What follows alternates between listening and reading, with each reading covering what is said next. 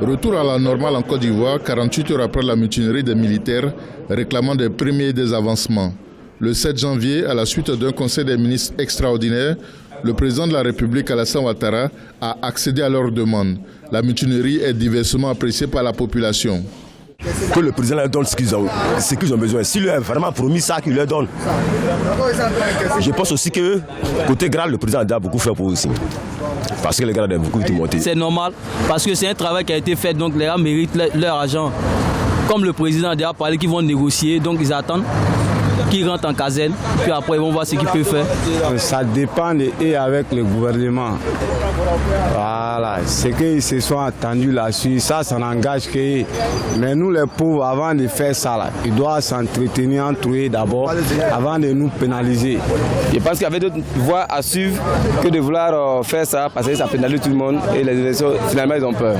Ça fait que la population est restée à la maison. Nous-mêmes qui roulons les oro, on a vraiment eu du mal à faire nos recettes hier. Pour les observateurs, l'acceptation par le président de la République des revendications des mutins peut s'analyser à plusieurs niveaux.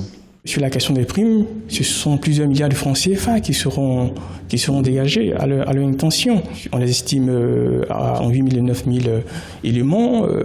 C'est donc une sacrée somme qui fera, sinon pallier de jalousie, du moins aiguiser l'appétit de ces nombreux fonctionnaires qui posent également des problèmes qui touchent à leurs conditions de vie et de travail.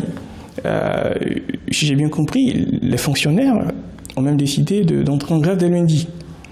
Est-ce que le gouvernement aura une oreille autrement attentive aux problèmes, aux revendications des fonctionnaires ? Ce n'est pas la première fois que les soldats se mutinent depuis l'arrivée au pouvoir du président Ouattara. En novembre 2014, les militaires avaient réclamé et obtenu le paiement de primes et des avancements en grade. Cette mutinerie survient à la veille d'une semaine cruciale. Le 9 janvier, la nouvelle Assemblée nationale doit élire son président. Le président de la République doit également nommer un vice-président pour la mise en place des institutions de la Troisième République.